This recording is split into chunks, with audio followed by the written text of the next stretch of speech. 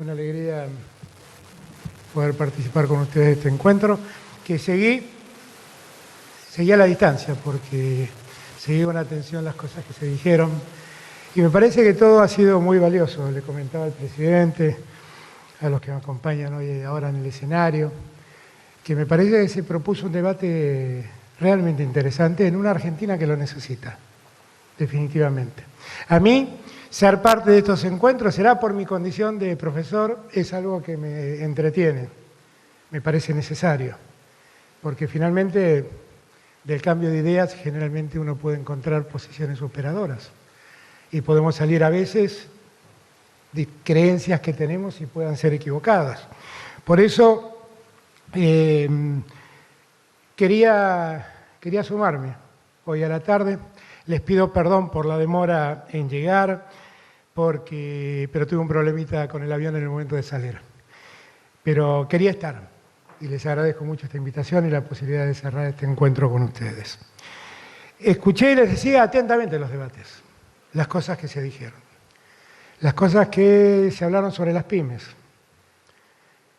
Escuché la historia que contó nuestra amiga Castro sobre cómo era su pyme, su pequeña y mediana empresa, creada por su abuelo, lo que les costó sostenerla en la familia. La verdad es que es una historia valiosa, definitivamente, porque la pequeña y mediana empresa es la mayor generadora de empleo en la Argentina. El 80% del empleo en la Argentina lo sostiene la pequeña y mediana empresa. Con lo cual, cuidar a la pequeña y mediana empresa es un acto central y hay que cuidarla de muchas formas. Hay que cuidarla con apoyo del Estado, con apoyo crediticio, con políticas activas que incentiven el desarrollo de la pequeña y mediana empresa. Yo creo que el segundo punto, que fue tema de discusión, es la discusión de cómo vemos el país, cómo vemos este tiempo. ¿Es el vaso medio vacío o es el vaso medio lleno? Y yo quiero confesarles que entiendo que venimos de un tiempo muy difícil. Todos hemos pasado el tiempo tan complejo de la pandemia, que ha sido complejo para cualquier habitante de este mundo, también para los empresarios que vieron frenar las economías en todos los lugares del mundo.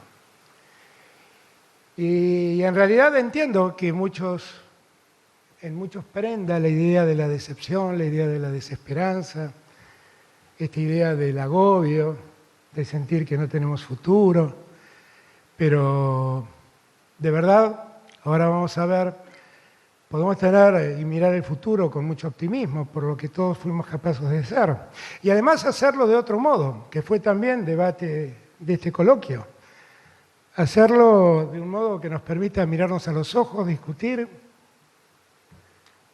y llevar a la práctica el ceder para crecer, que cada uno ceda su parte. Después haré alguna reflexión sobre ese título. Pero animarnos a discutir, animarnos a debatir, animarnos a escuchar al otro y hacer lo que a cada uno le toca hacer, puede ser el camino que nos permita alcanzar un mejor futuro.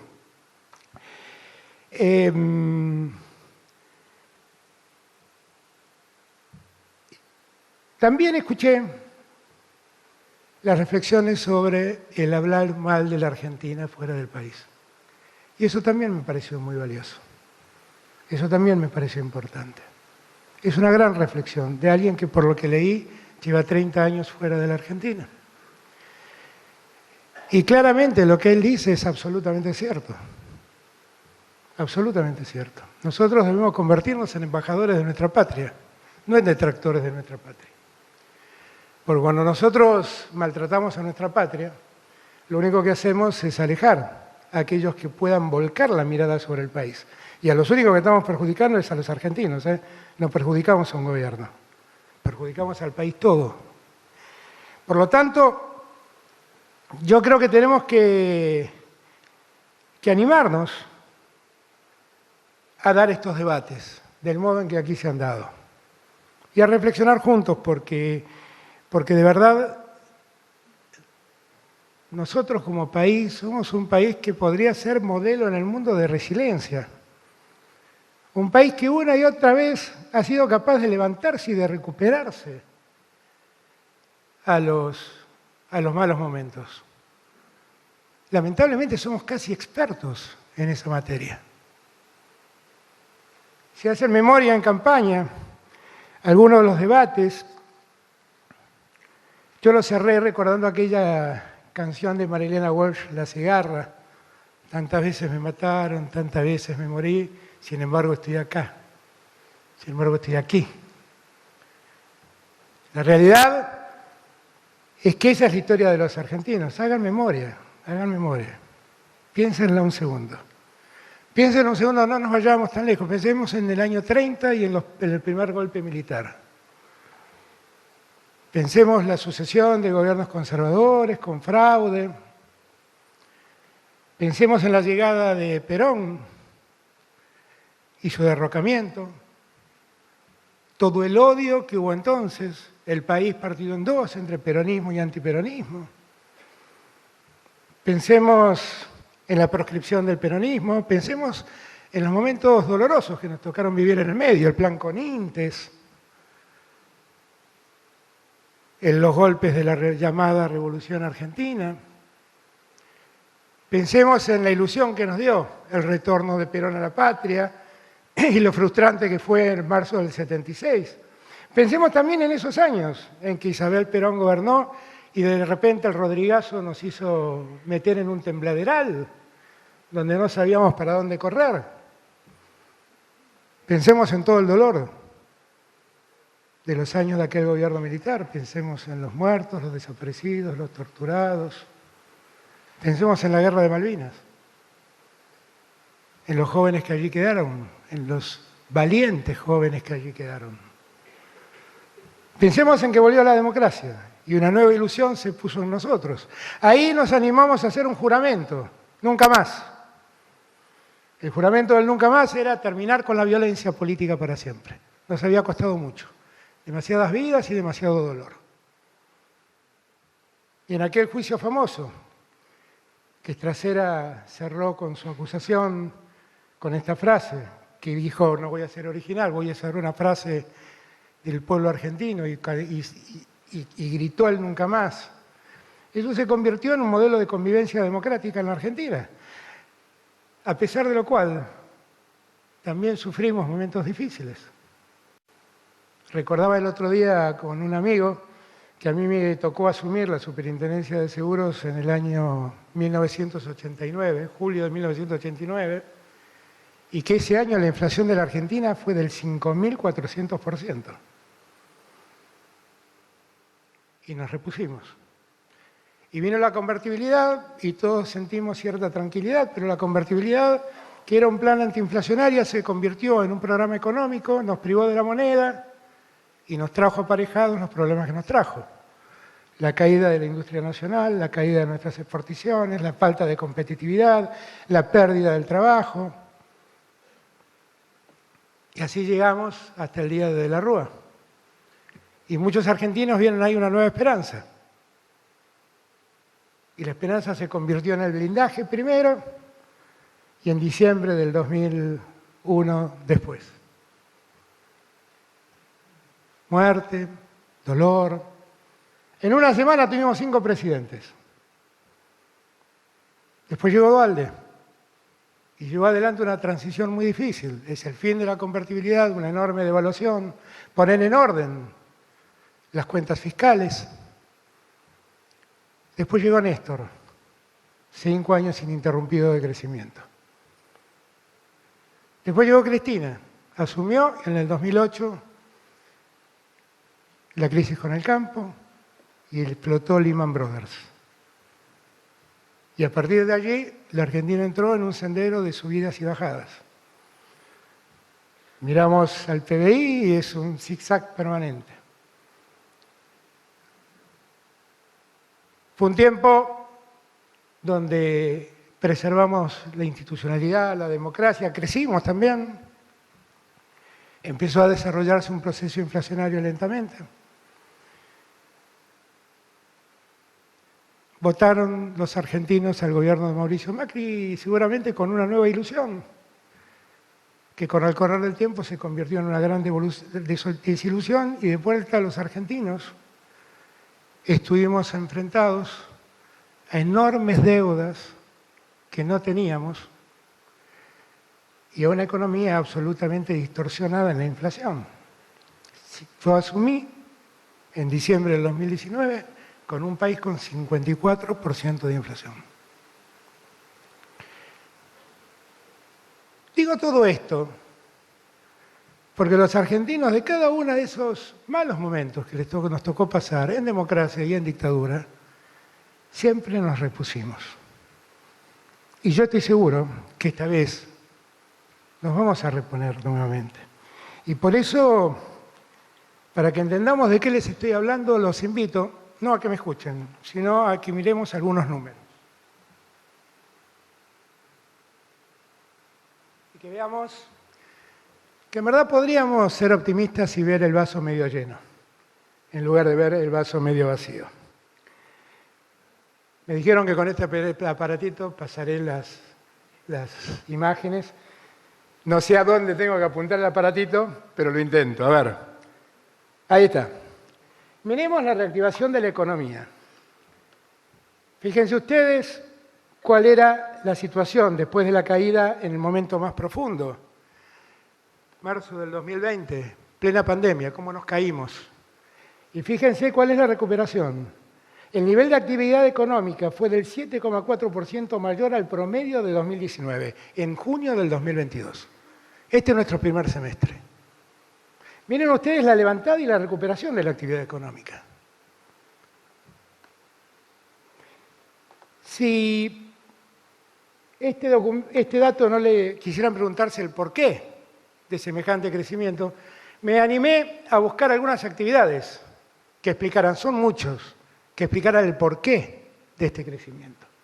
Entonces, por ejemplo, me encontré que entre agosto del 2022, en relación a agosto del 2021, la construcción creció el 7,3%.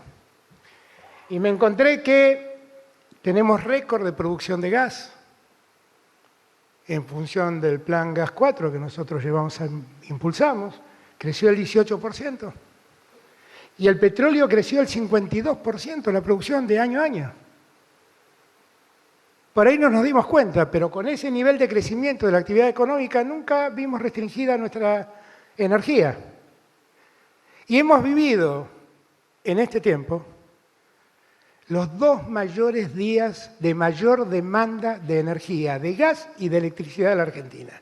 No salió en ningún diario, pero lo sobrepasamos y pudimos seguir adelante. La industria automotriz, Daniel es un ejemplo, 88,5% en septiembre de 2022 respecto al mismo mes del 2019. El crecimiento interanual de las exportaciones, Hoy en día las exportaciones han llegado a mitad de año, estoy hablando a fines de junio, a casi 60.000 millones de dólares. Vamos a terminar el año exportando alrededor de 90.000 millones de dólares, contabilizando las exportaciones tal como las contabilizamos siempre, sin contabilizar los servicios. Porque ahora, como consecuencia de la economía del conocimiento, tenemos otra fuente exportadora, que son los servicios de la economía del conocimiento. Si sumamos ambos, vamos a terminar exportando este año casi 100.000 millones de dólares. Récord en la historia argentina. Récord. No hay ningún dato parecido a este. Miren, la industria nacional. La industria se encuentra en los mayores niveles de producción de los últimos 6 años. En el 2022, 111 puntos. Estamos superando el año 2017. Y acá estamos contabilizando 6 meses solos, no estamos proyectando todo el año.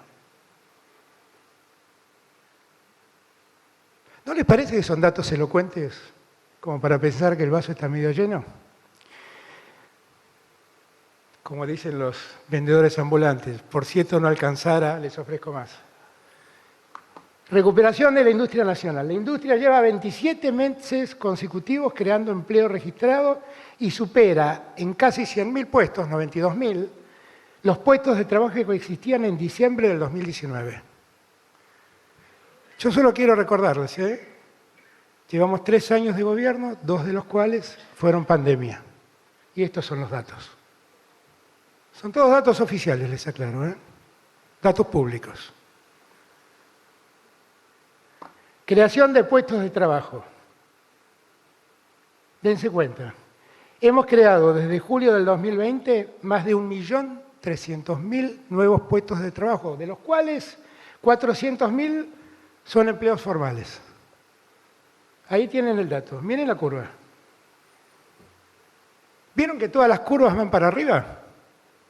¿Se dieron cuenta de ese dato? Todas las curvas van para arriba. ¿Por qué pensar que el vaso está medio vacío? Un dato que por ahí nadie tuvo en cuenta. En el segundo trimestre del 2022, es decir, la primera mitad de este año, la tasa de inversión fue del 22,3%. Es la tasa más alta de los últimos 29 años. Yo les agradezco a todos porque han invertido los empresarios. Ustedes hicieron ese número, no lo hice yo, Ustedes lo hicieron. ¿Y por qué invierten? ¿Porque dudan? ¿Porque ven el vaso vacío? Invierten porque vieron todas las curvas anteriores, simplemente por eso.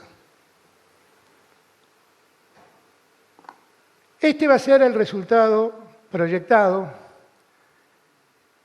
desde el 2021 en adelante. 3 años consecutivos de crecimiento. Yo les confieso, creo que en el año 2022 vamos a crecer un poco más de 4 puntos. Vamos a estar más cerca de 5 que de 4. Y también creo que es muy posible que en el 2023 crezcamos algo más de 2 puntos. Ahí me quedé con lo que tenemos presupuestado nosotros, o proyectado en el presupuesto, y los que son datos del Banco Mundial y del Fondo Monetario. Ahora, ¿esto qué significa? Esto significa, miren, que desde el año 2007 la Argentina no tenía 3 años consecutivos de crecimiento del PBI. Esto significa. Cuando uno termina de revisar todo esto, la verdad uno tiene que pensar, ¿por qué estamos peleándonos tanto? Está claro, hay un problema muy serio, el problema de la inflación. Tenemos que combatirlo, es un problema enorme. Es un problema que viene de la Argentina de muchos años. No es un problema que se generó con nosotros. Por eso les recordé que asumí en diciembre del 2019 con 54 puntos de inflación. Y es un tema que debemos resolver, pero hoy supimos que la inflación viene paulatinamente descendiendo y tenemos que seguir trabajando para ese camino donde la inflación decrece, se consolide. Porque conteniendo la inflación vamos a generar mejores expectativas, pero por sobre todas las cosas vamos a poder garantizar una mejor distribución del ingreso. Vamos a poder garantizar que los salarios no se disuelvan, no se diluyan con la inflación. Vamos a poder garantizar una sociedad con mejores ingresos para los que trabajan. Y eso es tanto como decir una sociedad más igualitaria, y trabajar por una sociedad más igualitaria no es poca cosa, es muy necesario. Es mucho mejor trabajar en una sociedad igualitaria que trabajar en una sociedad donde las diferencias crecen, son mayores, generan desigualdad, generan enojo social. Ahora, vivimos un tiempo donde los discursos altisonantes se imponen, donde pareciera ser que uno tiene que decir alguna barbaridad para poder salir en los diarios, que si no la dice, no aparece. Pareciera ser que el discurso nuevamente nos vuelve a enfrentar al viejo dilema que teníamos en el 2019, otra vez una sociedad dividida en dos, una grieta que nos pone en veredas diferentes. Y algunos, muchos, dejan de ver esos datos que acabo de mostrarles. No los ven, no los atienden, no los perciben. Muchos los silencian, muchos cuidadosamente los callan estos datos, porque así es más fácil sembrar desazón. Nada hay más fácil que sembrar desesperanza. Nada hay más fácil. Yo soy un enemigo de eso. Lo hablamos siempre con Daniel. La verdad es que cuando nosotros vemos cómo evolucionan las cosas y la oportunidad que tiene Argentina de reconstruirse como país en un mundo que ha cambiado sustancialmente, nosotros no podemos perder esta oportunidad. La Argentina es una enorme productora de alimentos, es lo que el mundo demandará en el futuro. La Argentina tiene todas las formas energéticas que el mundo va a demandar. Es así. Tenemos gas en exceso de vaca muerta que podemos licuar y enviar a los lugares donde lo están necesitando. Tenemos hidrógeno verde en la Patagonia, tenemos un montón de litio en el norte, tenemos cobre allí en los Andes. ¿Cómo no nos damos cuenta de la oportunidad que tenemos por delante? ¿Cómo no nos damos cuenta de aprovechar este momento para animarnos a decir, dejemos de lado las discusiones estériles y dediquémonos a construir un país? Si tenemos una gran oportunidad para hacerlo. Ahora, ¿cómo se logra esto? Lo primero es sacar de la discusión los discursos altisonantes, muchas veces cargados de odio, muchas veces distorsionantes de la realidad. Y volver a hablar con franqueza, mirándonos a los ojos, diciéndonos las cosas que creemos. Para poder generar un diálogo es necesario ceder. La palabra ceder es una palabra compleja, porque muchos sienten que ceder es lo mismo que perder. Si yo cedo, yo pierdo. En el presente, muchas veces cuando hablamos de la necesidad de respetarnos en la diversidad, en cuestiones de género, yo escucho decir a muchos, bueno, nosotros tenemos que ser tolerantes. Yo detesto la palabra tolerancia, porque uno tolera lo que les disgusta y la verdad lo que uno tiene que hacer es respetar la diversidad del otro. Eso es lo que tiene que hacer, respetarnos. A mí no me tiene que tolerar nadie, me tienen que respetar. Y yo no tengo que tolerar a nadie, yo tengo que respetar al que piensa distinto a mí.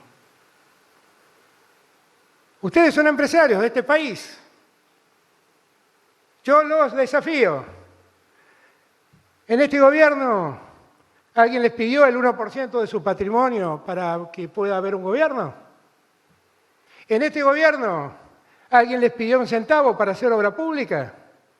En este gobierno, que tiene 3.500 obras públicas en ejecución, entregó 65.000 viviendas, está construyendo 140.000 viviendas, ¿alguien les pidió algo para poder llevar adelante esas obras? ¿En este gobierno alguien los mandó a espiar? ¿En este gobierno alguien llamó a un juez para que ustedes los persigan? ¿En este gobierno alguien usó la AFIP para que se metan en las empresas de aquellos que nos critican? Yo los desafío porque la respuesta de ustedes siempre va a ser no. Y la verdad es que es un enorme valor de la calidad institucional. Y tantas veces en estos coloquios se habló de la calidad institucional, ¿por qué no tienen en cuenta todo esto? ¿Por qué no tienen en cuenta que ya no hay más espías, ya no hay más operadores judiciales, ya no se persigue a nadie con los organismos del Estado? ¿Por qué no tienen en cuenta todo esto? El resultado de todo eso son esas curvas. Son esas curvas. Así como no me gusta la palabra tolerancia, la palabra ceder me encanta. Porque además me tomé el trabajo de ver qué dice la Real Academia sobre la palabra ceder. Y ceder no es entregar, no es perder. Ceder, según su definición, es suavizar, no resistirse, volverse más gentil y compasivo. Si lo pensamos desde esta definición, desde esta etimología, podemos replantearnos el lema de este encuentro. Ceder es ser más empático con el otro, simplemente. Ser capaz de ponerse en el lugar del otro y ver si juntos podemos encontrar un punto de coincidencia, un punto de acuerdo. Porque yo creo que en verdad todos debemos ceder. Todos debemos ceder. Todos debemos ser más comprensivos. Y si nos animamos de una vez por todas a enfrentar el diálogo con sensatez, con sinceridad, con franqueza, con transparencia, las posibilidades de que nos vaya bien van a ser muchas. En este encuentro también, leí en los diarios, según el diario, porque según leía el diario, las mismas palabras querían decir una cosa u otra. Conozco a Daniel Herrero hace mucho tiempo, así que sé en qué sentido las dijo. Daniel contó la tradición japonesa de reconstruir los jarrones que se quiebran. Contó, lo escuché, porque como no sabía muy bien a qué diario creerle, miré el YouTube, el video que ustedes subieron.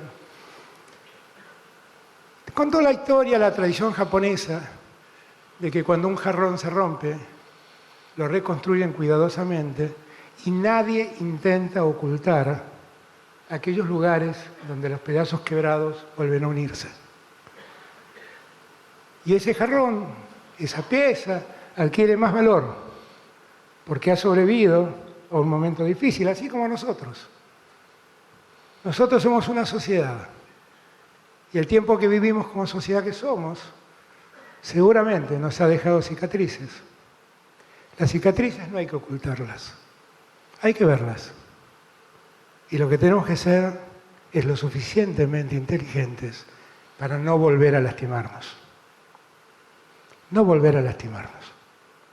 Para no volver a lastimarnos tenemos una oportunidad para que todos crezcamos juntos, unidos y en paz. Tenemos que dejar a un lado los intolerantes. A mí muchas veces me dicen: vos sos un débil, tenés que ser más fuerte, tenés que ser más corajudo. Y yo siempre digo, miren, no quiero ni la prepotencia de los soberbios, ni el coraje de los mercenarios. Yo sigo creyendo en el diálogo. Seré muy débil, ¿eh? Debo ser re débil. Pero el que afrontó la deuda con el fondo se llama Alberto Fernández. El que afrontó la deuda con los acreedores privados se llama Alberto Fernández. El que afrontó la pandemia se llama Alberto Fernández. El que fue a buscar las vacunas se llama Alberto Fernández. El que sigue enfrentando la guerra se llama Alberto Fernández. Y los que seguimos luchando por un argentino mejor somos todos nosotros. Gracias a todos y todas.